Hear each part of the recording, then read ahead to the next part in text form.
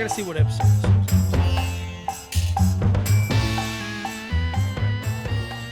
is. Joseph. This is 17. Episode 17. Kenneth Graves. Not Kent, Kenny. Kenneth Graves. TG, Tint Guy. A.K.A. Tint Guy. Tint Guy, TG. Or 2G. TG, I always thought... That's what they call me. I thought it meant too good. Tint Guy. Tint Guy would be a You're the number Tint Guy. It could be a number of things. TG. So he's a Tint Guy. This is TG. Kenny. I'm sorry, it ain't Kenny. It's Kenneth. As I've never called you anything other than Kenneth. And that's the way it needs to be said. But I hear you say, when people say, hey, Kenny, Ken, Kent, it's Kenneth. It's Kenneth. It's like me telling people, it's Nathaniel. Well, there's a reason why. Why? Because it was your God name. Well, my dad, Yeah. his name is Kenneth. Mm-hmm. He goes by Kenny. You don't want to be Kenny. I had an ex-stepdad that is no longer my... That's too many K's. He went by Ken, Yeah. but his name was Kenneth also. Okay. And I just always stuck with Kenneth. I mean, Well. I got to be different than everybody else. I don't want to be them. I don't want to be associated. I mean, not for bad things. Yes, you just want to be you. You want your independence. You like America. Well, So, America's going downhill. well, I don't know if that's the conversation you wanted to have or not. I don't even know what the conversation is. Actually, you know what? I should go back and look at my text messages. But this is episode 17, if I haven't already said that. I think I did. Brendan, how we doing? How we sounding? So far, so good. 17. You were supposed to be probably 12, 13, 14, 15, somewhere around that. And because it seemed like, because you've been so some brief background. Me and Kenneth, TG, Too Good, Tint Guy. He has a tent company in Murfreesboro, Tennessee. Focuses on standards, high quality, high end shit. And my business partner Garrett, he's been on the show. I don't know what episode he was, but he sold you a commercial. That's how we met. That is true. Actually, I think we'd already met, but we got together because we met, but then we started talking because Yeah. I realized what y'all did, yeah. and I was like, well, y'all might be able to help me out. Yep. So then we started talking and socializing, and one thing led to another. And, We became friends. and here we are. You store my RV for me. Here we are. I owe you some commercials. I got about 8 months worth of lot.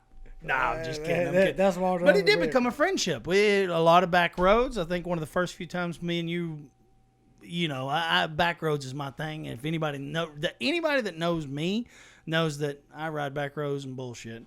And I know a lot of people do, but it's just something I'm like a habitual back road rider. Back roads are some of the best conversations you will ever have. Yeah, absolutely. And me- none of them are recorded. And me and you have had some of the best ones. Absolutely. I've always enjoyed myself. They were deep, meaningful. And that's the whole point of this podcast. Deep, meaningful conversations. I mean, we do our best. We try to minimize the alcohol, although I think there's been a little bit already. We got nerves. But, Alcohol is life. Just like a lot of other for things. some, yeah. For most. most. Everybody has their own certain thing that makes them relax. You lose your inhibitions. You just, I get it. You got to cut free. Yep. Just for a minute. Did we just admit to drinking and driving here? Back roads? And, No, we didn't? did not. We don't admit do to that. We don't condone it, to be honest. We admitted to good conversation. Yeah. Well, what everything else happens is you just have to ride with us and find out. Well, maybe it's dirt roads. I don't know. Point is, we do like to ride around and talk shit. Not talk shit, talk about shit. And for whatever reason, I started a podcast. Everybody's heard a dozen reasons why I started a podcast. And we remain friends.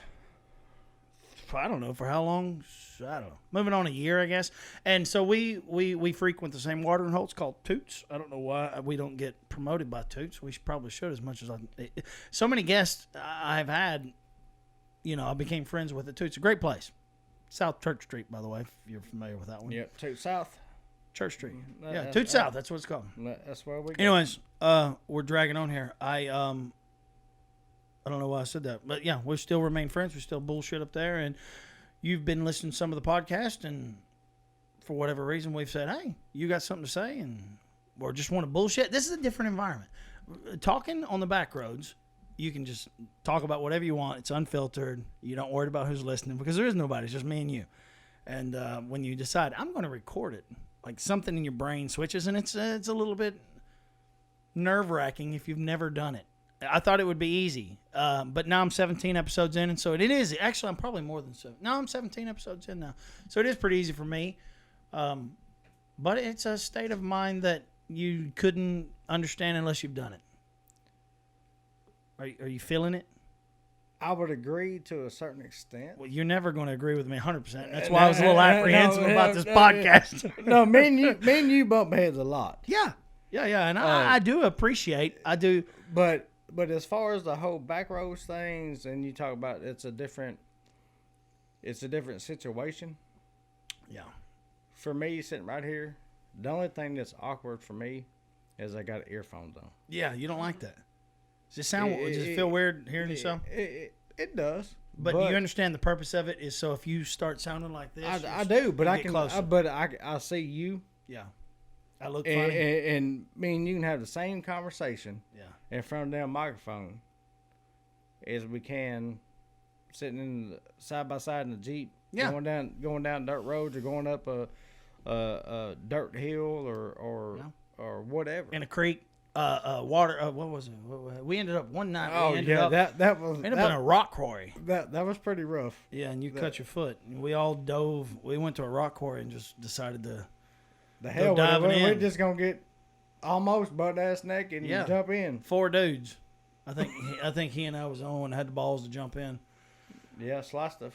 Yeah. So, anyways, that's how we got to know each other, and that's why we're here today. And I think ultimately, though, the back roads. The reason why we do the back roads is when there's shit's weighing on you. You know, life is a lot of pressure on you, and you just need to not vent. I heard a lot of noise. You need to decompress. Well, the same thing as vending.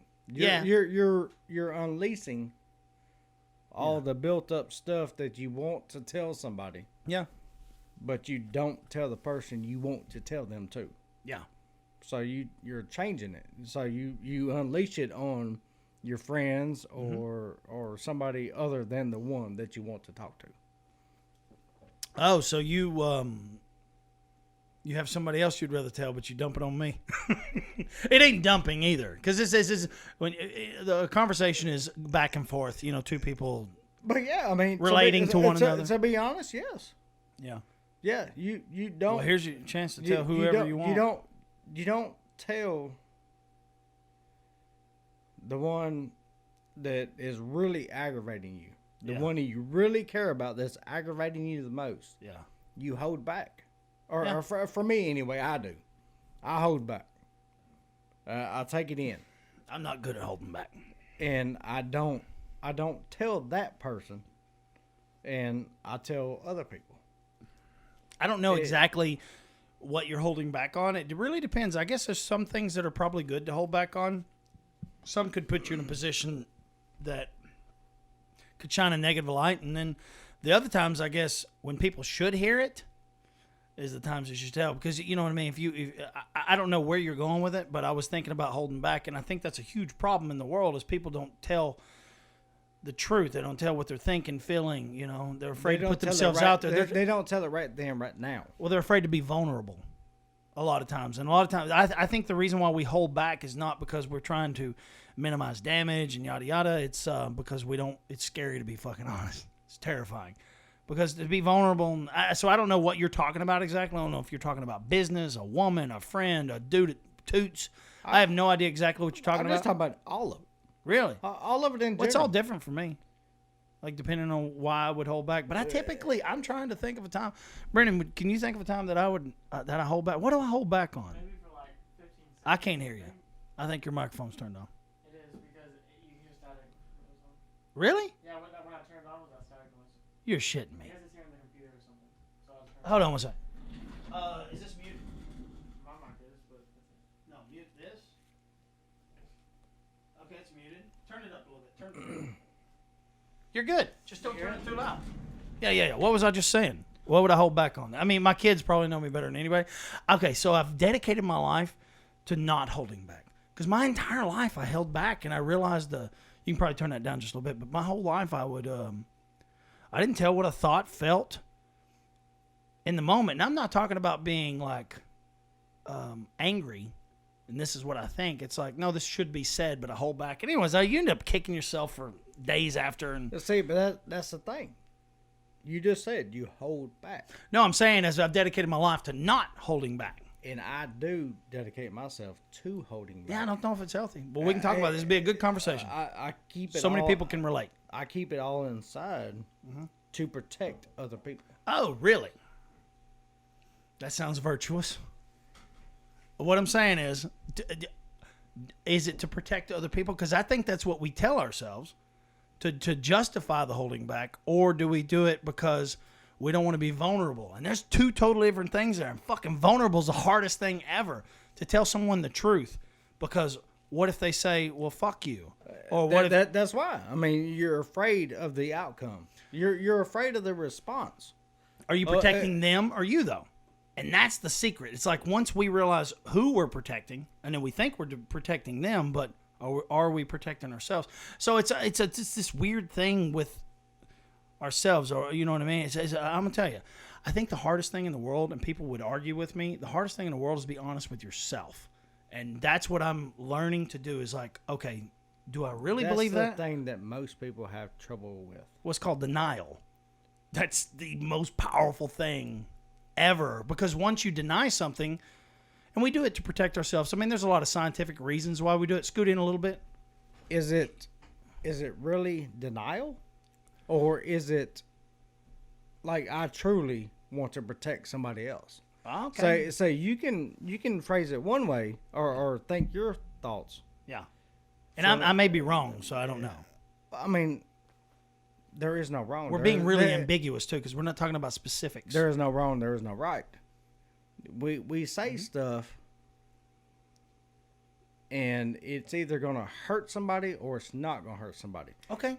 And that could be hurting somebody else or hurting yourself. So Okay, I think that's what- everything is phrased a certain way to protect somebody. Yeah, either yourself or someone else. So I guess that's good. So I guess the scenario would be, am I trying to tell someone the truth for their own good because I feel like they're making mistakes in life that are going to hold them back?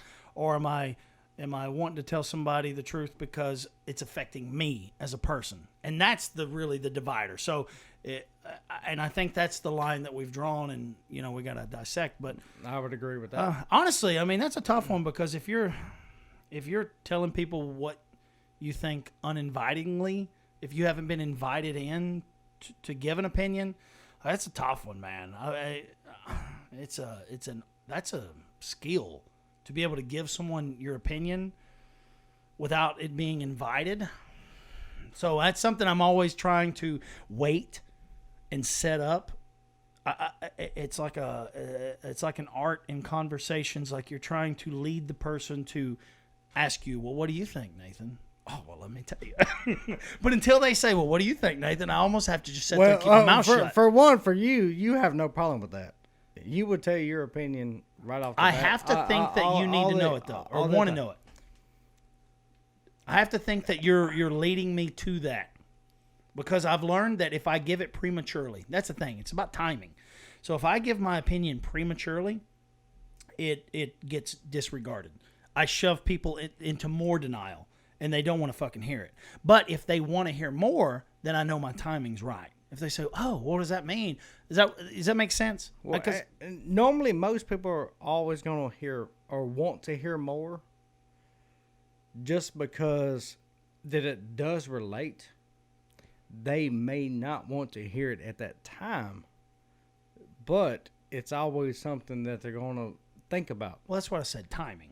It's about the timing. So when I sense that I'm in, if I sense that, oh, there's a moment here, I can elaborate. But man, I mean, I'm telling you, I've actually talked about this a lot. I don't know if I've went into it in this kind of detail, but the art of communication is something that you should spend the rest of your life perfecting. You shouldn't just be good at it. It's something you should constantly be working on. And I realized I wasn't good at communicating at all. I would always just offer my opinion, and it didn't get very far. It always met resistance constantly. And it was because I was offering it because I was like, well, this is your problem. Well, I mean, you know what I was saying. Opinions are like assholes. Everybody's got one. Everybody's got one. So it's either you kind of agree or you don't. Mm-hmm. No matter if they disagree, they're always going to listen about it. I don't know. And they're always going to think about it. If It may not be at that time and moment when it's said, but they're always going to turn around. I don't know. A month later, or 2 weeks later, or hell, it may be later that night. I guess when it's said. I guess it's possible. I usually, if I hear It's happened unsolicited, to me. It's happened to me myself. well, when I hear unsolicited advice just randomly, I tend to start shutting down emotionally, logically. I don't want to hear it. I go to another place because it was unsolicited. Does that make sense? Like I didn't ask for it. That's where I get argumentative. And I just usually start doing this. Well, that sounds good. And I look for a way out. And I realized that's what I did to a lot of people my whole life. It would be obvious to me, this is your problem. And I think I'm becoming a better communicator because I've tried to educate myself in the psychology of it. But I've also tried to look at signs and, okay, I'm losing them. I should just be quiet. Or they're in. And so, and honestly, I think it's from raising kids. You know, my boys just constantly, like if I can communicate with them, like I'm on to something. Because typically kids don't want to know, they don't want to hear anything their parents have to say. And I think, Brendan, we've actually figured something out. But it's complicated. I mean, it's so fucking complicated. What I'm talking about is not, oh, here's the way you do it. It's like circumstantial. How does it feel? Read the room, you know, being intuitive. Are they asking questions, or am I trying to satisfy my ego? This is what I see a lot. People ask a question. Hey, do you know how this works? Well, let me tell you. Does that make sense? Rather than giving the person a chance to answer, they want to tell you how it works. And that's them trying to satisfy their ego. And I have a history of doing that to people. And it was because I wanted them to know I was smart. Or I knew something. Because I wanted to be accepted. I wanted them to appreciate me. But it's very annoying. And I started picking up on those things. And instead of trying to give the answer all the time, I've started learning the importance of letting someone else find their own answer. And I don't do a very good job at it, but I tell the boys all the time, I'm like, I don't ever want to tell you the answer. I'd rather follow up with another question. Another question that may lead you to your own answer. And I think if we could swallow our ego, and I'm fighting it all the time. I'm not good at it, but I'm better. I'm better than I was 25, 30 years ago, and 15 and 10 years ago, but I'm not there yet. If I was, I don't know if I'd even be doing this podcast. I'd probably have a book out, you know. I like the podcast because it gives me an opportunity to kind of reflect on what are the things that I am falling short on, which is holding back. Okay, here's a good example. Book called Green Lights. I have it up there somewhere. Anyways, it's around here somewhere. And Matthew McConaughey, he's getting big. I would say he's overwhelmed with success. Things coming at him from all these different directions. He don't know what to do, so he goes out in the desert. I guess you got to hike in so many miles, 10 miles, and you're going to see this, I would say, shaman, religious figure. Can I ask you a question? But can I finish this? Yeah. Do you think you can finish that question? Because I'm on a roll. Mm-hmm. I want to say this. He goes, and he's looking for answers. So he meets his, I'm going to call him, like I said, shaman, and they go for a walk. And he's dumping, okay, listen, guy, I have this, I've got that in my life, this is going on, this is good, this is bad.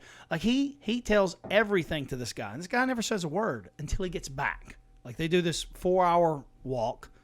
I'm exaggerating. Could have been that long, could have been long.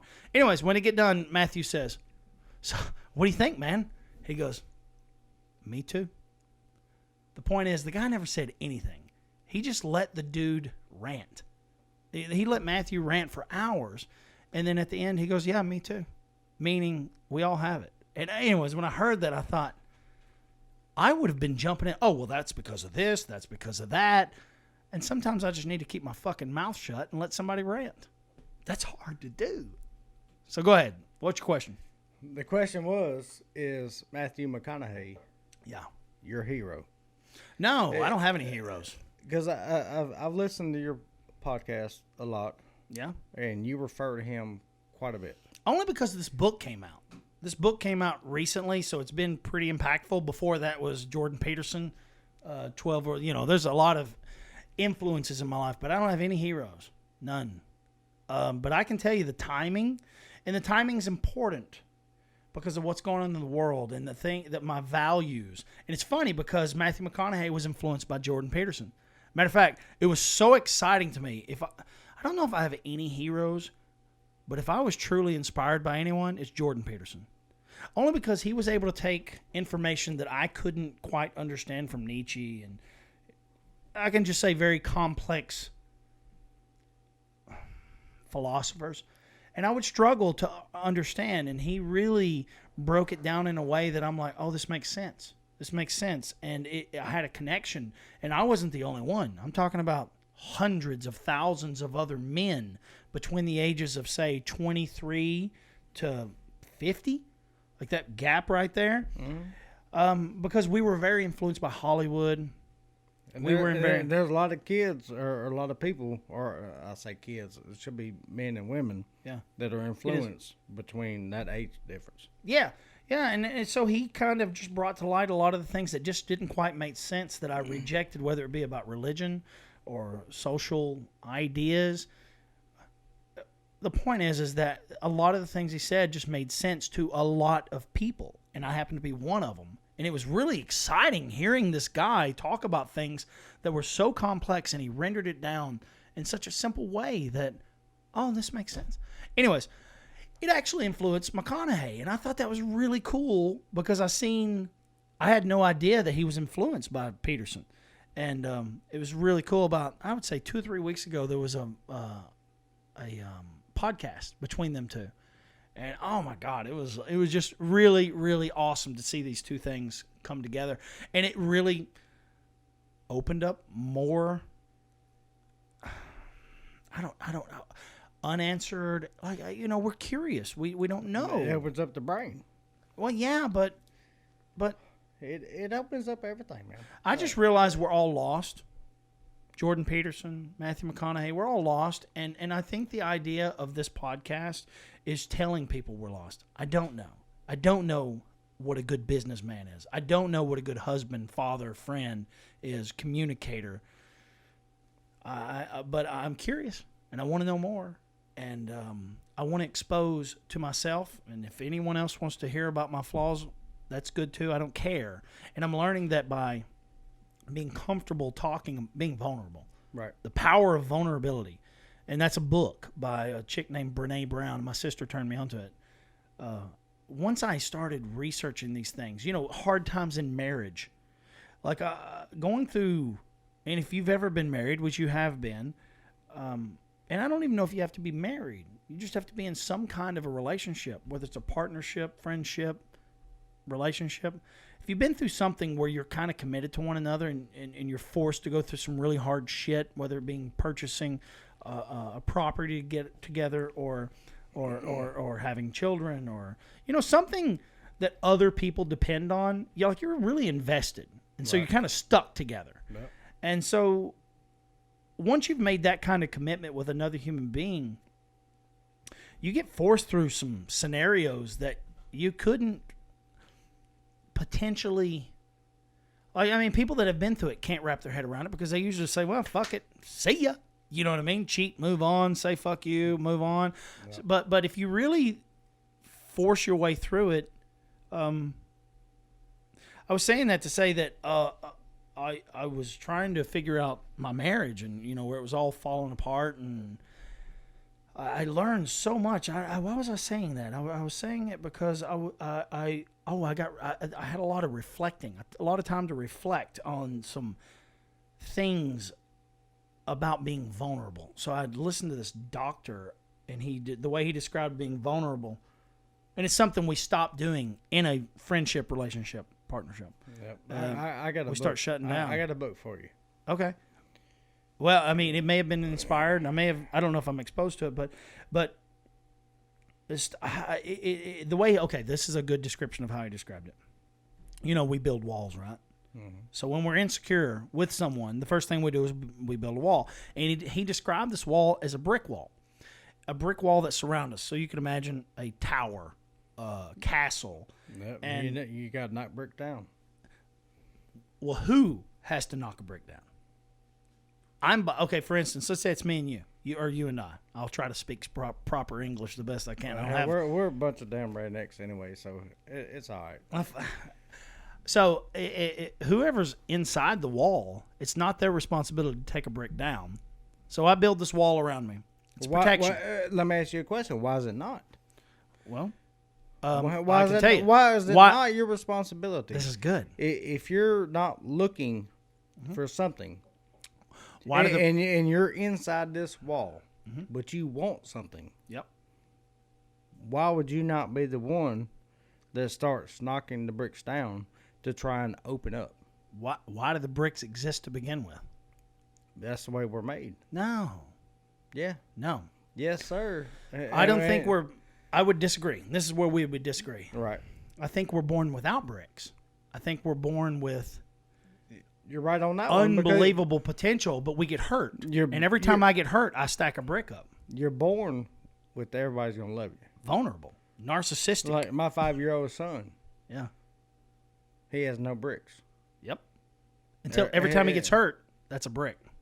Everybody loves him. Yep. So yeah, you're right. I mean, you build these walls around you. Yep. But And but at the same time, when you get older, and you're looking for somebody to come at you for compassion or love or whatever the case may be, if you have them walls up so high, it's gonna take so long for them to come in. Yep. This is good. This is good. So you have to break them down little by little, both sides. Like for me, just for instance, I don't know how many people know me or whatnot, but I just went through a divorce this past year, coming up on a year. Next week is when I moved out. So I'm almost a year in, and I built walls. I met you at Toots not to drink and get drunk. I didn't want to be alone. And that's the thing that a lot of people, they struggle with, is the loneliness. And that's why the walls get built up. But then you start trying to knock them down a little by little, and then you find a friend, like you, for instance. So, like you said, on the other side, you're knocking the bricks down, but you're knocking them down on the inside also. So you're knocking them down on both sides. And then when you get to a certain point, it all, for me anyways, it all breaks even. And when I say break even, I mean that you have people that want to love you, and you want to love people, and you just give yourself in a little bit at a time. A little bit at a time. That's what that brick is. That's a little bit of love every single time. To me, that's what that brick means. I like it. So let me go a little bit further with it, because you were talking about taking your own bricks down, Yes, sir. and that's fucking hard. Yeah, I the whole time I was thinking, no, you don't take your own bricks down, and then in this 5-minute span, I thought, well, if you can, you've evolved, you've transcended, some fear. So the way it was explained, and the way I understood it, and the way it made sense to me, excuse me. So these bricks are vulnerabilities, things that scare us the most, the things that have hurt us the most, and we've stacked these things up. And so the goal is not necessarily to take your own bricks down, but to take your partner's bricks down. to create a space that you feel safe enough to give them a brick. So it's not that I take it down and I stack it below my feet. No, I have to give you a brick. You have to build trust in this friendship, relationship, partnership. You have to build this trust that I'm like, all right. So that I think you can let people in your walls. I got friends that I let in. I might be vulnerable to a friend, but it's only temporary. I'll let you in for a minute and then you're out. But then a relationship, somebody that you're willing to build something with, a business or, a family. I think the goal is to be emotionally vulnerable, completely naked. I see these couples that I used to think they were just weird. These couples that not just lovey-dovey. I'm talking about so fucking transparent with one another. And I thought, how do you get to that point? No, we hide things from the people that we care about because we don't want to do something that's embarrassing. We're afraid of what someone thinks about us. But these couples evolve to a point that they don't care what the other person thinks. I don't think it started that way. I think the couples, instead of me taking down my brick and them taking down their brick, I lure them in to surrendering their bricks. I take it patiently, and I create an environment. I think that's our responsibility. Instead of us taking down our own bricks, we have to be patient, and we have to create a safe environment that they take down theirs, and we take it and we don't. So this is the way he described it. So this is what people do. When someone starts to take down their bricks and they start to become vulnerable, and they start to tell you their secrets about their family, the way they were raised, trauma that they went through. You know what that's called? Go ahead. That's called love. Okay. Well, okay. But this is the problem. This is love. what your bricks. You're talking about love. Okay. Well, love is complicated as a motherfucker, so I don't know if I can shortchange it that quickly. But it's the same thing as them bricks. Well, let me finish though. See if you hear what I'm saying. Let me see what you're saying.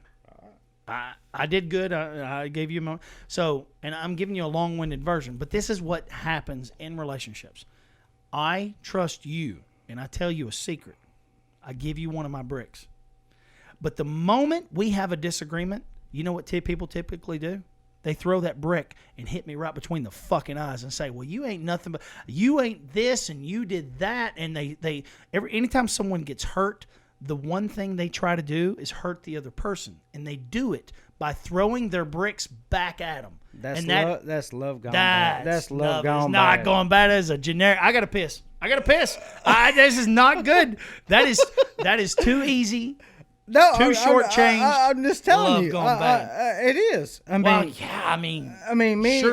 and you've had many conversations. Well, I ain't never threw my bricks at you or your bricks back at you. I ain't never threw my love back at you. Give me a minute. I got to go pee. That's fine with me. Look, I don't know about this love gone bad shit, but I gave a 20-minute, long, drawn-out example. It's this simple.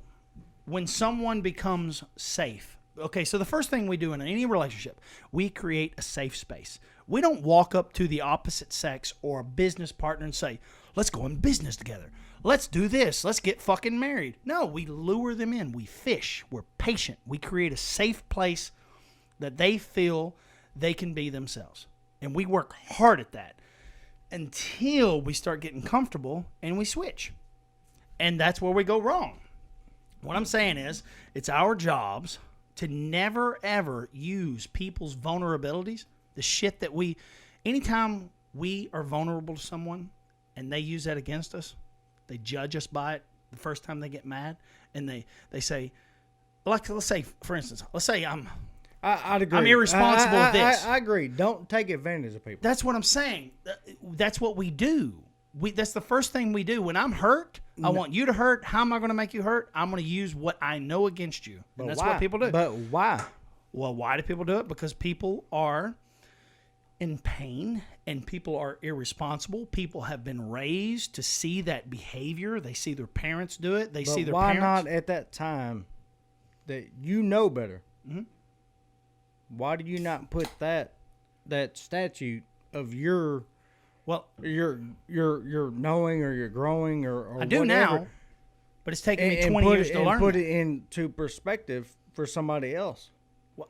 Because everybody works the same. I agree with you. Everybody works the same way, but everybody works differently also. Why? I think we're uneducated. I think that our parents don't teach us this. I think that our parents show us how not to behave. That's the way they were taught. There's no book. That's what I'm saying. We got to start writing one. That tells you how to be. I know. And I think it's time that we start learning from our past. We're not good at learning from our past. They say history repeats itself. Yeah, goes back to the book that I said that I have for you. Okay. I do not know the artist or the author. Arthur? The author. I'm sorry. But it's called Love and Respect. He would be an artist. She. But Brendan, look it up. Love and Respect. Google it for me. No, I have the book. I'll give it to you if you want to read it. I've read it. Okay. Love and Respect. Sounds great. It's called Love and Respect. Okay. Women want love. Men want respect. Hold on. I got to break that down. I got to unpack it, and you're right. You're right. But that's 100%. But this is like breaking down a fraction. But I read this book. Okay. And I'm gonna be honest with you. I don't read books. Yeah. But I got this book given to me by my mom and my stepdad when I was going through my divorce. And they mailed it to me. And I literally read it from front to back. And 95% of it, from what I read, I found, and I found to be true. And I agree with you. Have you ever, I was joking when I said it, but have you ever, you remember doing fractions as a kid? Yeah, I hate them. So do you remember I hate doing fraction now, and I have to. I'm a business owner. Well, something as simple as 8/16, right? So that's a ridiculous fraction. No one would ever say that. But what you would do is you would render that down, and you would say half. Exactly 1/2. Right. So I feel like we're at 8/16 when you say love and respect, and I agree. Men just want to be respected, and I can't speak for women, but that's what caused my divorce. Well, I want to say that I believe you, and I would believe anyone that said, "Oh, women just want to be loved." I could say they want to be showed love. I agree. Show love, and Here's the beauty of it. Men want to be respected. I know. No matter even if the woman is the breadwinner. No, I agree. It's the same situation. It's because we're two different creatures. Right. I mean, this is tribalism. This is prehistoric. These are prehistoric desires. Yeah, exactly. It's I am man, you are a woman type crap that people think about. So then I would go into why doesn't that happen? If it's that simple, I'm saying you're talking about 8/16. As silly as that sounds, that's the first thing I think of. Why ain't we at 1/2? Why ain't we at 1/2? Because we stopped there. It's ego. I agree. It's ego. I agree. But I kind of want to break that down. Everything in life is earned. Men want to be respected without earning it, without doing what's required to be respected. Women want to be loved without doing what's required to be loved. To be loved is a weird thing. To be loved is one of those things that it's your fishing. There's different types of love. Well, yes. You can have love to be desired. You can have love for your son. Well, no, that's a different type. But that's a different love. That's a default love. That's a different love versus the love of desired. A spouse. Desired. What you're talking about, I think, would be desired, to be wanted. Not needed. Men want to be needed in some way, I guess you could say. That's off the top of my head. I don't know if that's true. I'd have to render that thing down. I'd have to think about it. I would agree with the love and respect is the same thing as... But they both need to be earned. Each party wanting to be wanted. Yeah. If you're not wanted in a relationship, you're not going to put in the effort to be in that relationship. I say the opposite. If you're not wanted, it's because you don't deserve it. This is why this is important.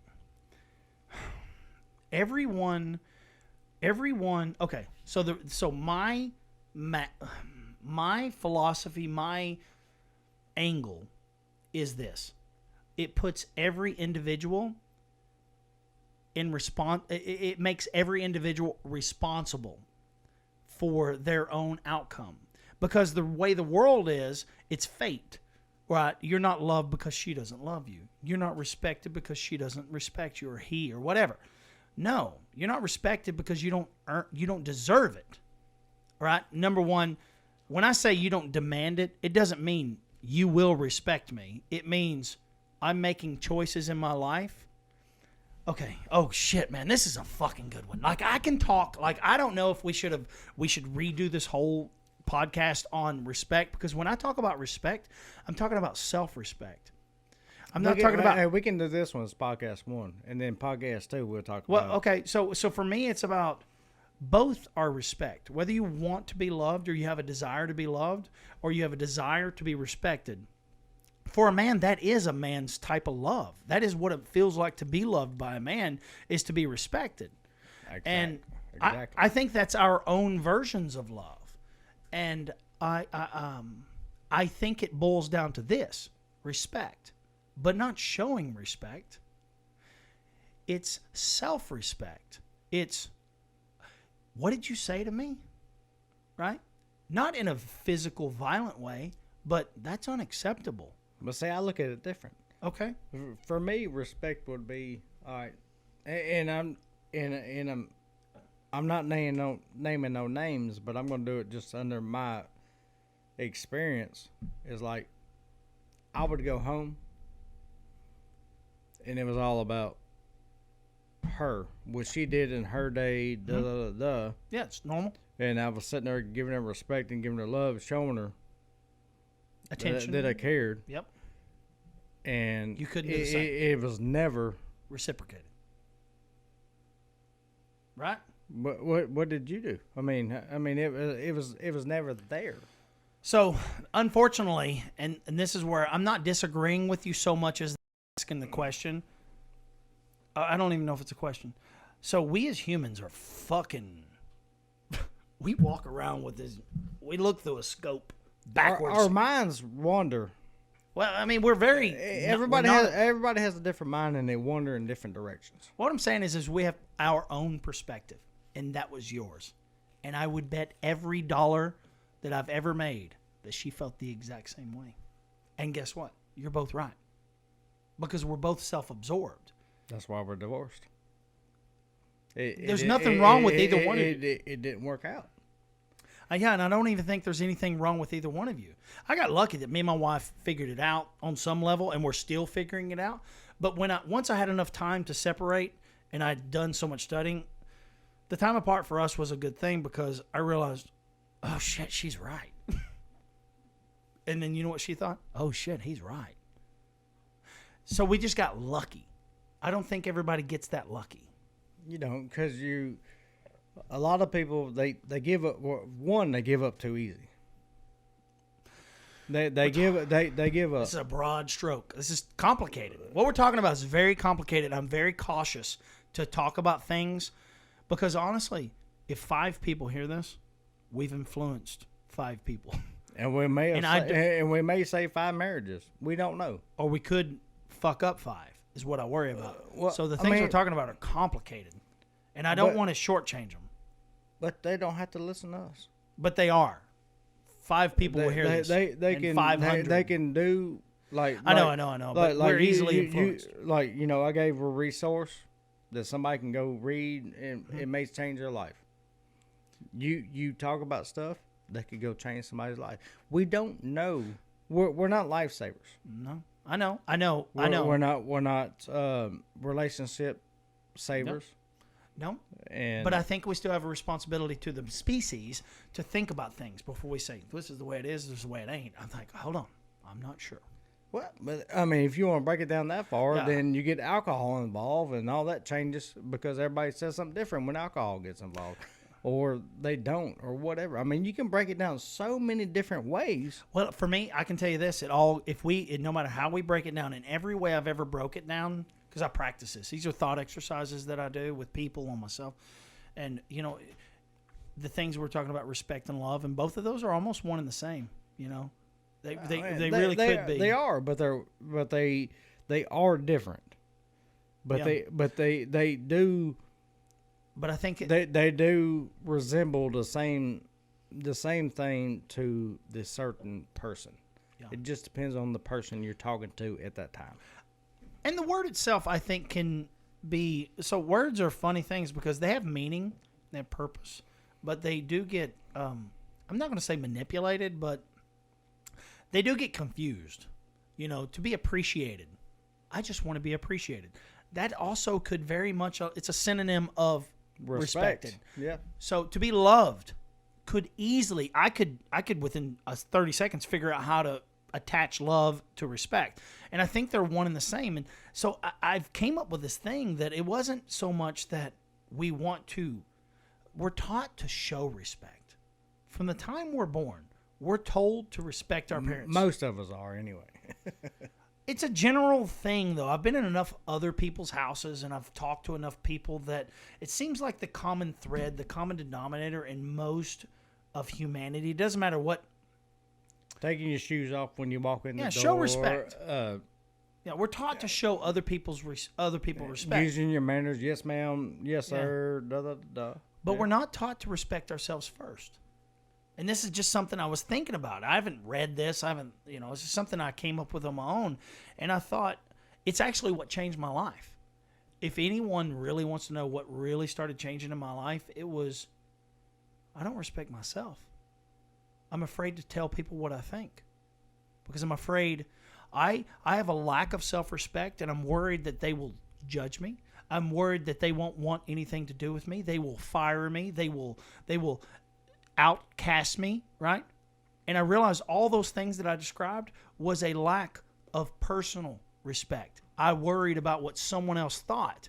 A lot of people are like that. Everyone They don't have, is like that. and myself included. Me, Like, I mean, me and you've been talking about this podcast for months, Yep.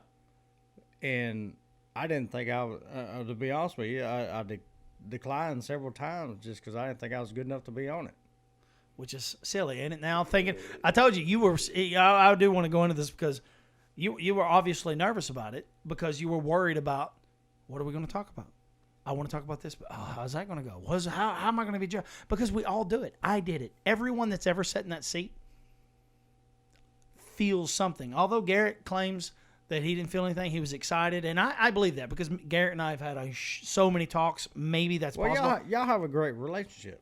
Yeah, it's but you know what it's built on? Him, it was you know what's funny? It was sitting there talking to a business partner, a buddy. I mean, y'all do a lot of stuff but together. It's all built on respect. We've tried to. Here we go. Back to the That's love exactly and respect thing. So our entire model, 100% depends on respect. Respect every time. Like, for instance, I know Garrett's going to hear this, and I joked around the other night, and I think I crossed a border that I've never crossed before. And I haven't talked to him about this, but I sensed it. I knew. I had said something about, he asked me where I was getting my hair cut. And, I've been wearing a hat. I've been wearing a hat for 6 months. Like I do all kinds of crazy things with my hair, and since I've been doing this podcast, I've had a hat on every single time. I always wear a hat, which is unusual for me because I never wore a hat. Whatever, it's a thing that I'm in. But we're always talking about where I get my hair cut, and I've got two girls that I highly recommend in Murfreesboro, Tennessee. It's the only two people I would ever trust with my hair.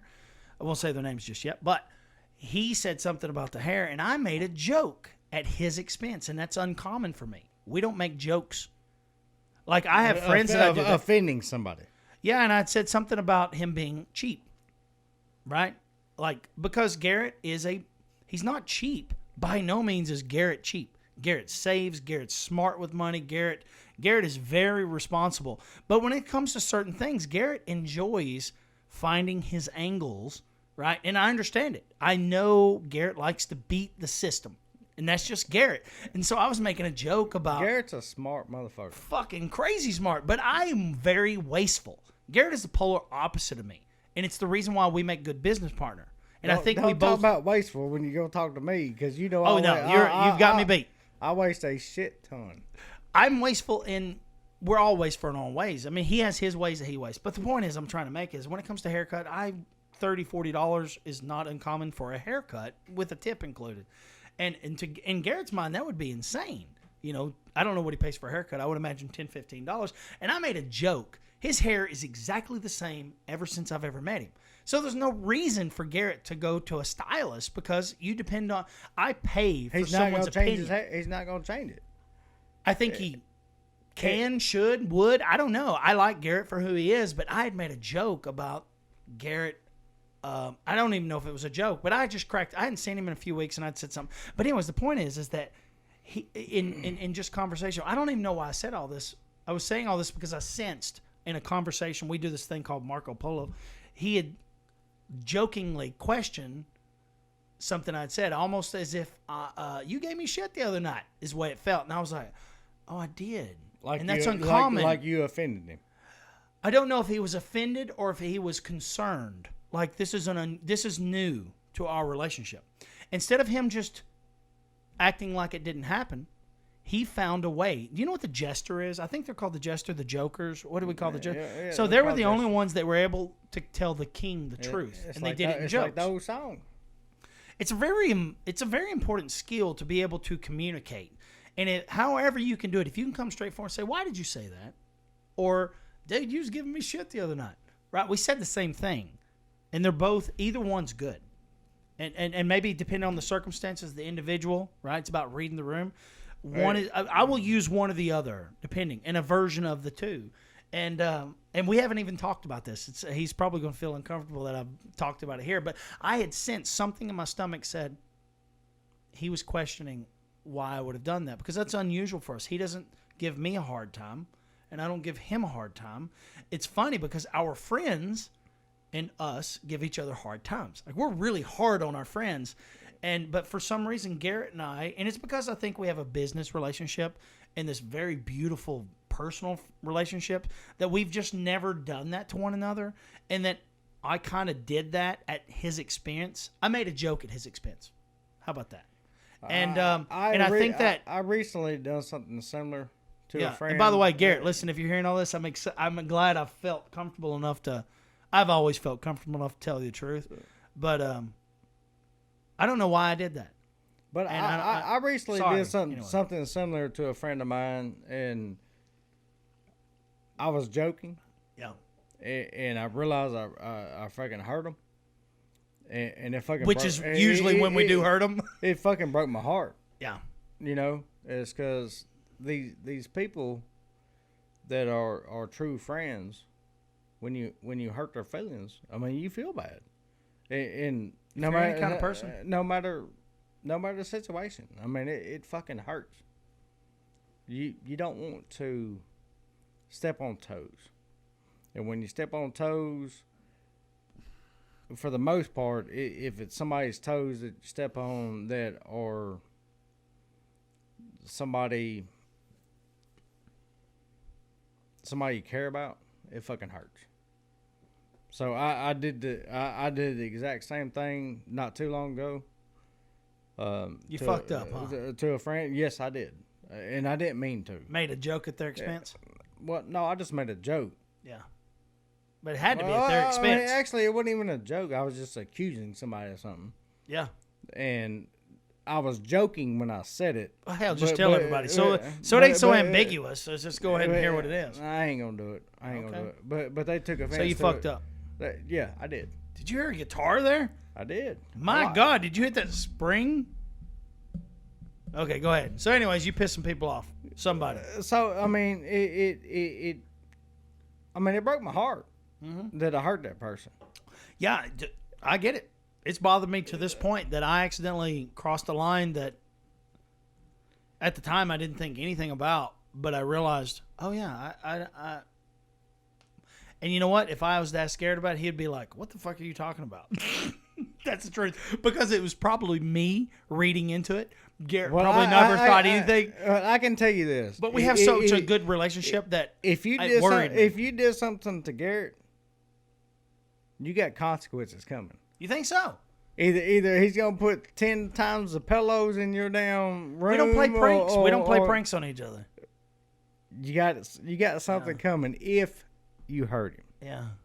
No, I don't think I went that far. So What I'm talking about. So I'm waiting on this one. No, I'm waiting on this it's one. not that you far. You got something coming. No. That's We fine.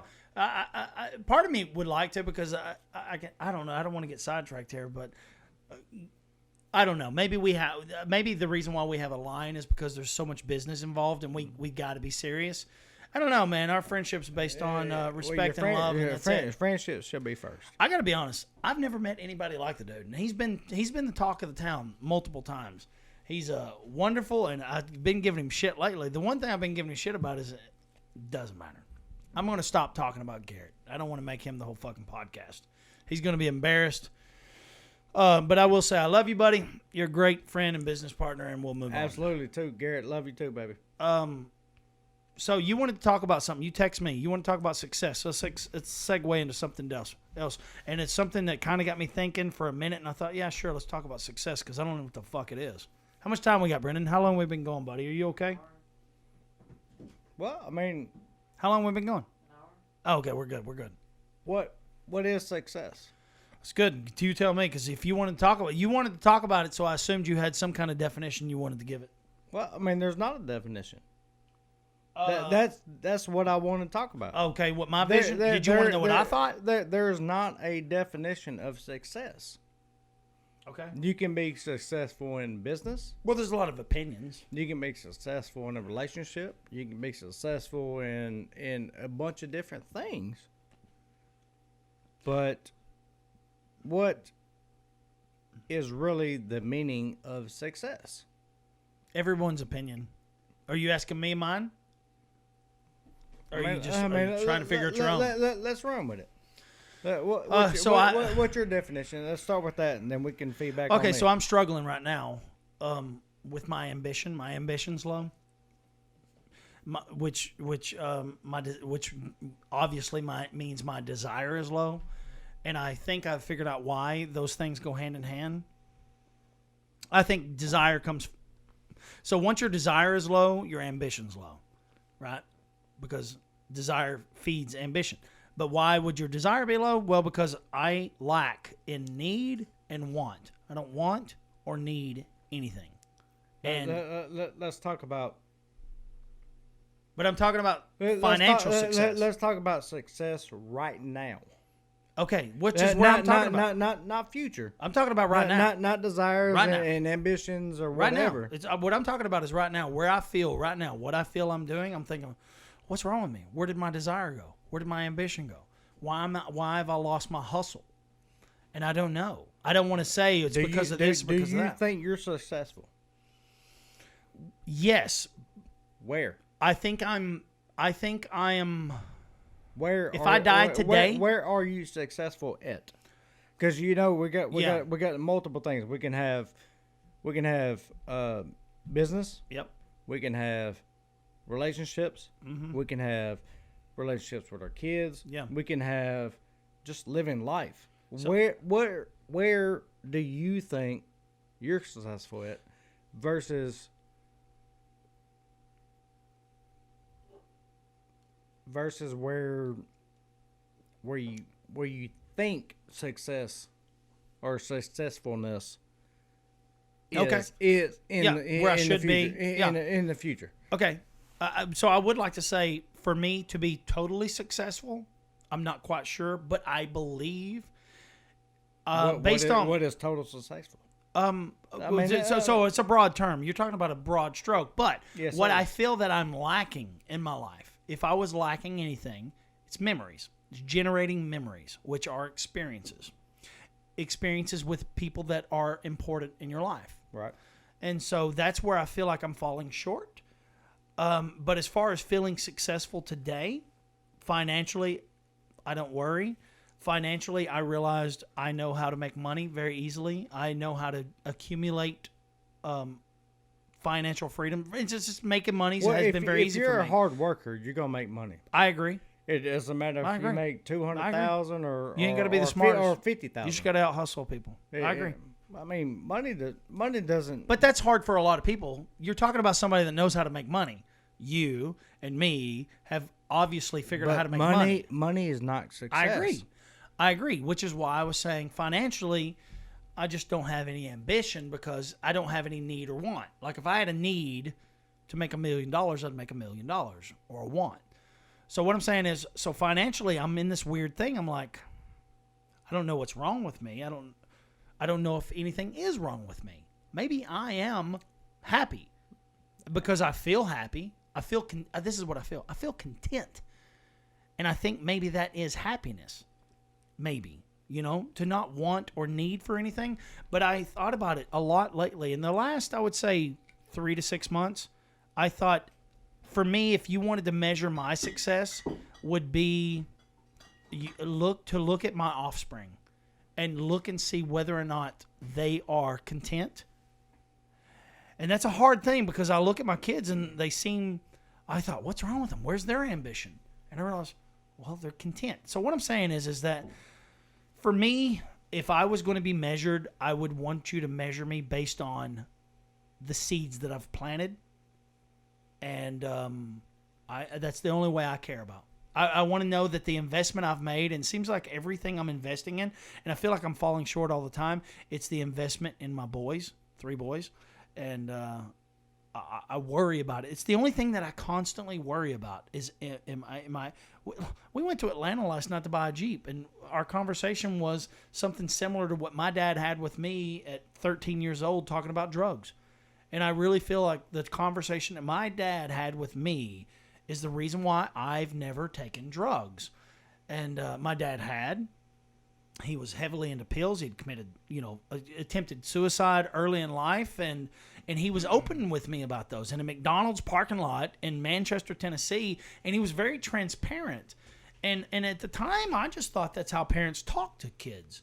And I don't think it is that transparent. I think parents tend to tell kids you shouldn't do this.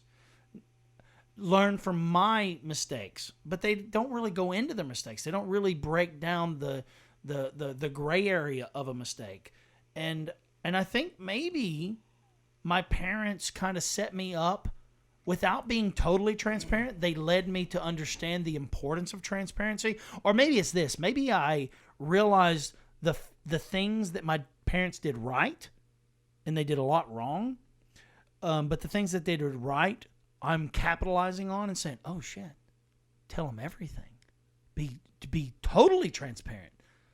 And last night we were going to Atlanta, 4 hours we're driving. And, I'm talking about drug addiction. And I'm thinking about another reason for you to have this vehicle is for you to spend every moment. Like this will generate ambition within you, and all the money you make will be reinvested in this vehicle. And this is why, because I'm too terrified to do a drug, because I think I have an addictive personality, and I think I would be one of those that would not be able to get away from it. And so all the times and the people that I surrounded myself from, and I have an amazing group of friends that have tried it all and have offered me everything. And it just, nope, I'm good, man. I appreciate it. And I felt very confident in saying, dude, I think I would like it, And so I don't know. I guess I was lucky. And I've met a lot of people that I think were taught that way. They never did anything. And I've met a lot of people that have destroyed everything, lost their lives, lost their children, lost their parents. Anyways, I don't know why I said all that. That's not successful. That's not successul? I mean, for what That's you my said, version. For what you said. That's my version. For what you said. If they turn out okay and they produce good offspring, then I was successful. Yeah, Look at my grandchildren. Yes, but when you went off to your friends and all that stuff, that was non-successful. I was saying it. I think that what my parents did for me by being open and transparent set me up to be able to be around incredible people that were capable of dabbling in drugs that I don't think I would have been capable of experimenting with without having lost my way. I think it would have really been a huge setback for me. I don't know if I was strong enough to come back from something like that. Ultimately, I felt like I was too weak to try these very addictive drugs. And so those were the conversations that I feel like my dad had with me and he explained to me how some drugs overtook his life. And so for me, part of success is having the confidence to look at my kids. Not to do that. Well, having the confidence to look at my kids and saying I was too scared to do it because I thought it would destroy any possibility of being societally successful. I made that up, but if that makes sense. It does. It makes a lot of sense. But I think this may be a stage in my life. I don't know. It may change. I mean, the way I look at it is a lot of people look at me, and I go to Toots and I spend a lot of money up there. I tip a lot or whatever, and the people in there think that I'm successful. Do they? I think they do. Okay. I mean, they know I spend a lot of money, so Yep. I mean, for the younger kids, they probably think I am because I spend a lot of money. Yeah, I can see that. But that's not success to me. Okay. I would agree. Yes, I think, and I'm still doubtful on it, but I think I own a successful window tinting business. Yes. I mean, I would agree. I'm doing okay. I'm. If I didn't agree, I would have just been quiet. But I think that I think it's because of you. You said the secret to success is hard work, and on some level, I think you're 100% right. But on another level, I know that you would outwork anyone that even gets in your ballpark. And also you have a moral code that I think the two things together, for instance, you told me today that you had a job, customer wasn't happy multiple times. You go out for yourself to find out why, and you realized, oh, they're being unreasonable. You're good. You don't owe me shit. And I got so excited when I heard that because it's really part of my philosophy in life. And when I heard you felt the same way, all right, fuck it. You don't owe me nothing. I love that. I think that's a good business model. I think that's why you probably are so successful. But I don't think I am successful as a person. Oh, well, yeah. So I mean, the whole thing, like when we talked about this podcast, I want to talk about being successful and what is and what isn't. I'm not successful at. Well, I don't think I am anyway. Relationships. Yeah. I went through a divorce. Yep. That I was not successful at. Yep. That's not success when you go through a divorce. I agree. Look, that's one thing that a lot of people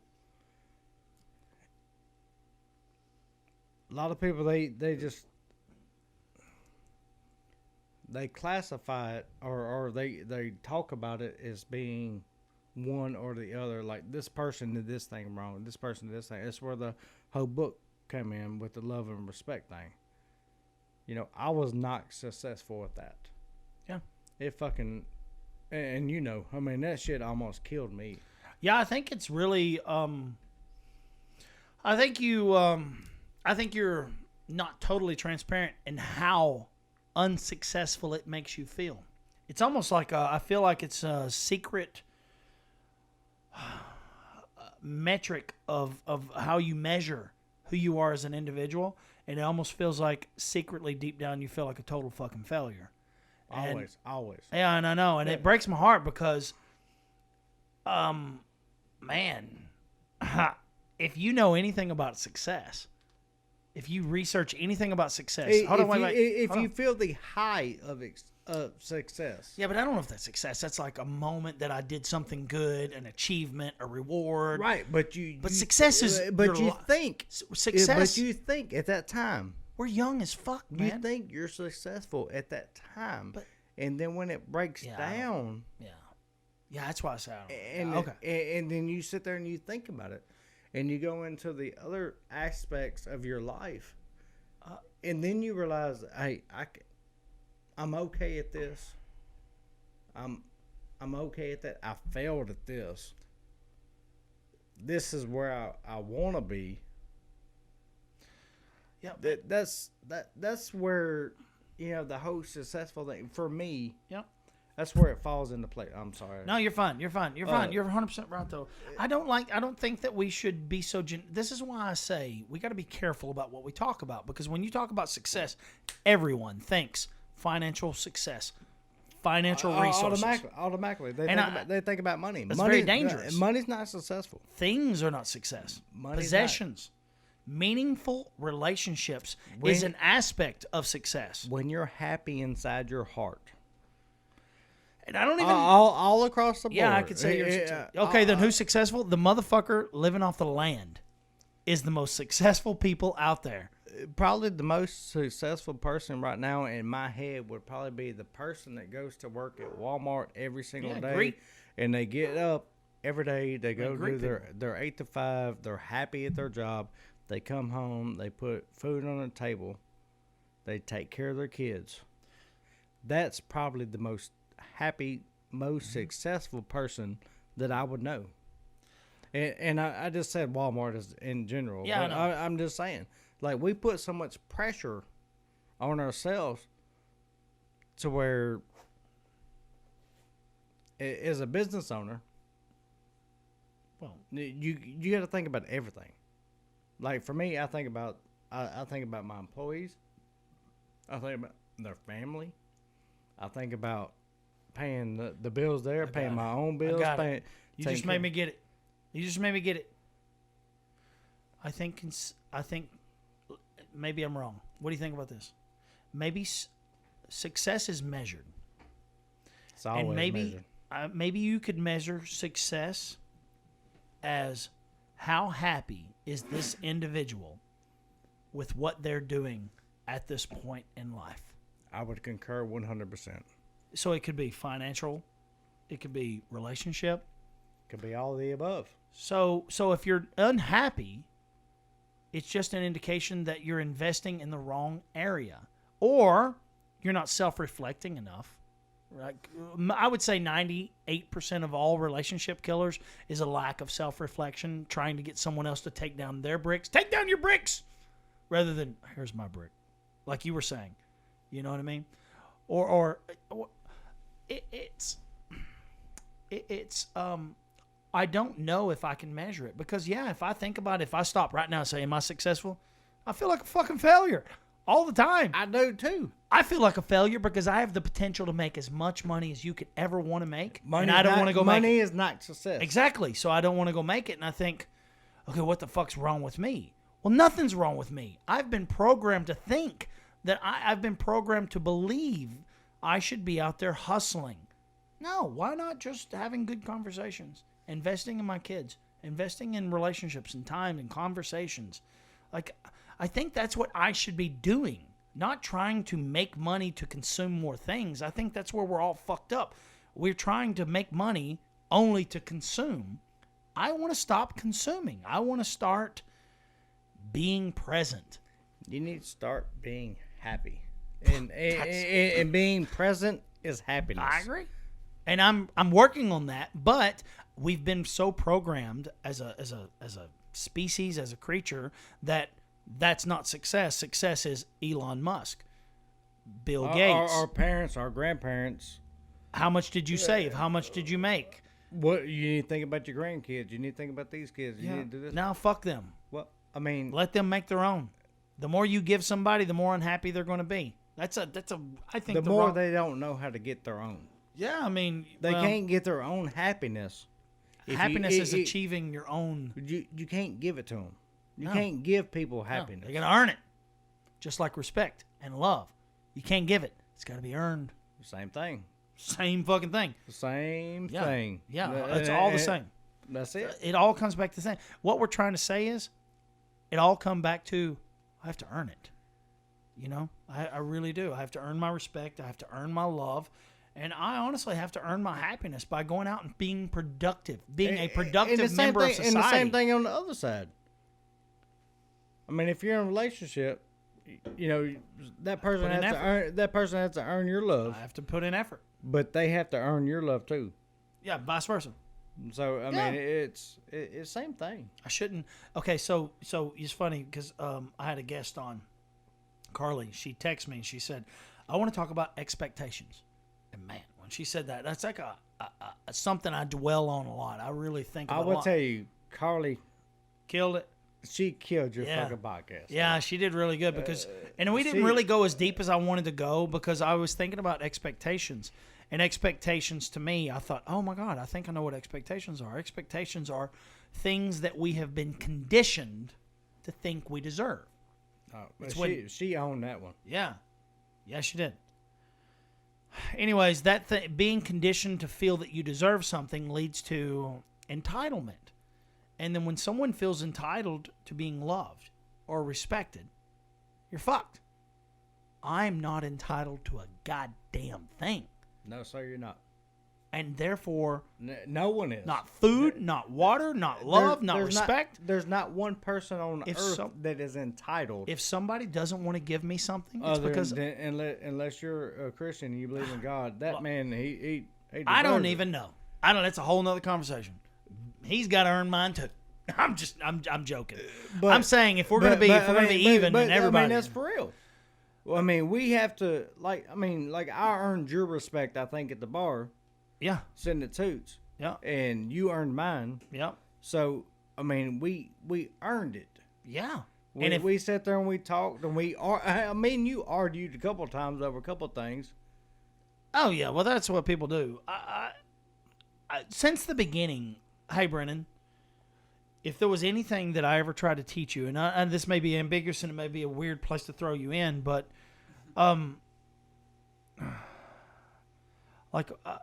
I've always, since they were little bitty, like I think all these things that I believe now were in development, or were developed from. Oh my God, Brennan, if somebody doesn't like you, all our life we were told if somebody doesn't like you, sweetheart, that's on them. And I realized no. That's on you. You don't fit in. Why? Do they even deserve to have you in their circle? Or are you a fucking loser? Are you annoying? Are you desperate for their attention? Ask yourself these things. Why do you not fit in? Is it them or is it you? And I say it's you 100% of the time. Why do I want to be a part of them? Well, that means I'm desperate. That is not... You're looking for attention. Yeah, that is not attractive. That's not who you are. Well, that's it's not attractive. That's not your crowd. What I'm saying is that I think your whole life I've always tried to talk to you guys about earning. Like, I mean, I think your entire life has been about the science of earning and the joy that provides. Would you agree? Yeah, I would. Yeah, I mean, it's something we talk about a lot. Now you're quiet now, but like it's So something that he gets it. I think you must say more. You just don't want to. Yeah, would you do you want to elaborate? Can you tell me what you think as a 17-year-old kid? Like, do you? I don't want to speak for you, but do you think that what I'm talking about has been a big aspect of how you believe and how you were raised and the things that we've discussed? If it's not true, tell him the truth. No, I mean that's what I believe, but I mean that's how I've been raised up though. So. But why do you think it's accurate? Well, and when I don't want to be ambiguous either. I don't want to be just like when you say that's what I believe. What do you believe? I don't know. I don't know what to say. I've lost. Well, wait, do you remember? Yeah, I put him on the spot, but we're talking about earning My mind went blank. and feeling entitled. Do you think you're entitled, Brennan? I mean, no, I don't think so. Okay. So you work hard for everything you get? I don't know. God, I've never seen my kids this fucking. Okay, well, this is very. I don't want it to be I don't want it to be not genuine. It's awkward. Well, I don't think they expect anything, ever. Do you? No, I mean. Well, not I mean, really. he's answering the way he thinks I should. Anyways, they don't. They really don't. That's the way they were brought. Their whole life, I always told them, if somebody don't like you, that's your fault. Your fault. It's your fault for even wanting to be liked, and it's your fault for not being liked. I agree 100%. I mean, you know me. I'm flamboyant. I'm an asshole when I want to be an asshole. I'm not when I'm not. Why would you ever want to be an asshole? Just, I mean, it's sometimes it's fun. It's the only time we've ever argued. I mean, you're still going back and forth. I actually, you know what? I was dreading this. So part of me was like, You knew is this I- going to be an argument? Because I don't like to argue. I really don't like to argue. But the funny thing is that me and you, we have our best conversations Not arguing. When we argue. No, I get anxiety and I No, try we to. get on the fucking back roads. I don't think it's an argument. But we do disagree, and we get on the back roads, and we disagree. So when I say disagree, so in my head, that's an argument. Okay. And we have the best conversations, Okay. and we fucking talk it out. Is it a disagreement when you don't agree, or is it you're expanding what you don't know? That depends on the person you're around at that time. Well, I don't see things as disagreements so much as I don't know. I don't know if I understand that, or I don't know if I agree with that, or I don't. You know what I mean? And I think that's where we as humans fuck up. We either agree or disagree. We're afraid to expend time in the gray area. Well, see, I'm not the smartest educated man in the world. So if we sit there and we're having a conversation, and we don't agree on the same thing, You think we're disagreeing? that's my word. That's called black and white. Because I don't know any of the words. Okay, so I'm just old it's school. important. I mean, But this is a way of thinking. So what we're talking about is psychology. That's a way of thinking. That's very black and white, right or wrong. And I've learned there's no right or wrong in anything. that's totally contradicting to what you just told me. So what I'm saying is you're right. You're right. Because the spectrum is vast. Right, wrong, yes, no, black, white. Those are definites. And that's just not life. Life is somewhere on a spectrum between that. That's what we call the gray area. And I've realized that the answer is always, I'm not sure. Truth, I'm not sure. It's somewhere in the middle. It's one thing I wanted to bring up. That's why I don't like to argue, is what I'm saying. No, you do. I like to find a way to stay in that gray area. This is one thing. I don't want to agree, but for you, that's arguing. Because I don't want it to be black or white. I'm not so sure. I think it could be somewhere in between. And for you, that's arguing. And when you just told me was totally contradicting. You said there is no right or wrong. Did you not? So you even agree with what you're saying that you're disagreeing with. I did just say that, yeah. So I think listen, there's nothing wrong with you. It's the way we're taught. We're taught to believe in this or that. Well, what about what if? What about I don't know? And if we started thinking that way, our egos wouldn't play such a role. If everybody lived what if, would anything in the world get done? No, it would. 100%. How? Because How? Because you're talking about hypotheticals. It does. I mean, that's what you're talking about. Hypotheticals. Yeah. So but if we sit here at this table right now, it'll just get done. Because you need or want, and once one of those two things are happening, then you just go and do it. You put your differences aside. You have the what if in the middle. We're talking about ideas. That's not going to happen. You're talking about ideas. It's not going to happen. But listen, these are two different things. One is psychology. One is reality. So reality is yes or no. Psychology is maybe sometimes. All right. So come on. Let's slow this, or let's back it up for a second. You honestly think that the world could survive on what ifs? No, the world evolves on what ifs. It transcends. It takes us from being a caveman that needs fire today. But you're what if? You're in the you're in the middle trying to figure it out. Look. Okay, so like you go to work. You have your I'm just gonna say 8 to 5 job. You have your 8 to 5 job. Yep. That's your solid. Yep. Which is unusual for me. You do your other stuff, your social media and the podcast on the side. Yep. If you didn't have your solid. All right, so and I'm talking about the this is this. Yeah. So you're bound here because you have your solid job. Yeah. Go ahead. And you're teeter-tottering in between all these other stuff. If you didn't have that solid, where would you be right now? I'd be very wealthy. because the solid job is what creates this false sense of security. The solid job is the reason why I stopped making all the extra. I make more money outside of the solid job than I do in the solid job, but the solid job provides this consistent insurance. It makes my wife happy, right? Point exactly. I mean, you have a consistent. Yeah, it's not good though. Consistent paycheck. Yeah, it's not good, but it's only a business opportunity for me. You pay the bills off of that. But please understand, though, for me, I'm an unusual suspect because I was quitting that solid job to go and make a lot of money. Yes, I did phrase you out, but I'm talking to everybody. But for everybody else, I'm talking about everybody else. What we're talking about is all the same. So look, it's the same thing as this. Can you define logic versus emotion? Can I define it? No. Yeah, I mean, but can you? Do you think you know the difference? I think I do. I think I do. I think that emotion is that what if and maybe. Logic is yes or no. I would agree. But do you not agree they're both important? I would agree. But aren't they both important? It depends on what you want in your life. Well, it depends on the circumstance. Life or death, I want logic. I want to understand something that's beyond my grasp. That's emotion. That's what ifs and maybes.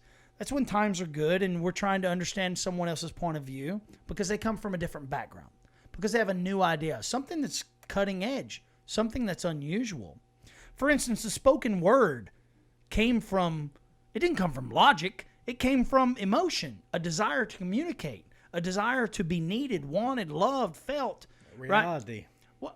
What I'm saying is there's more than just...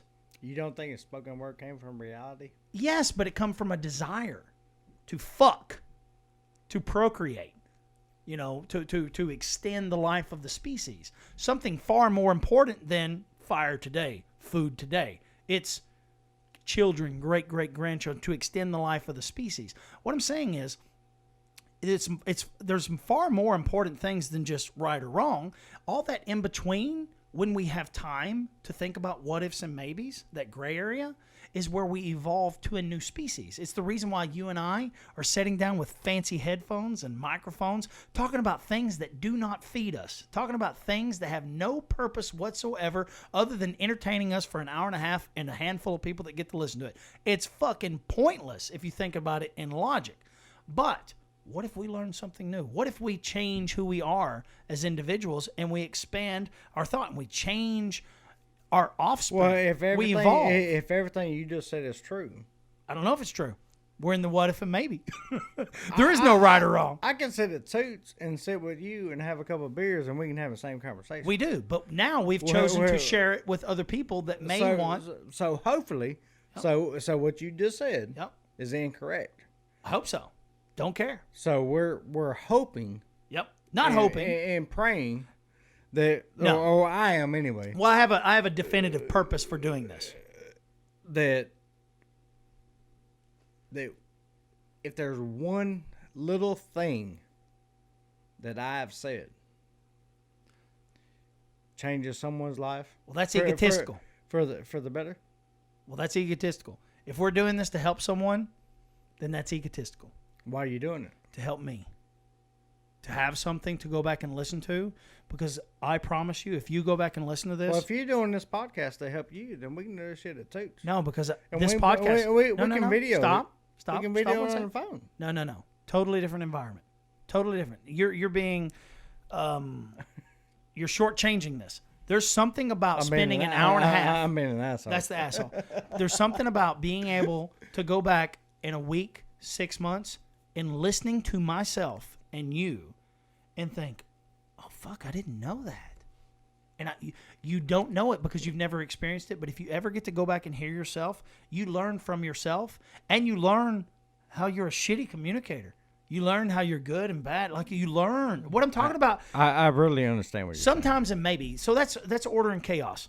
What we're talking about is that thing up there, order and chaos. Right. That order is yes and no. Chaos is sometimes and maybe and what if. Like we learn by being exposed to chaos.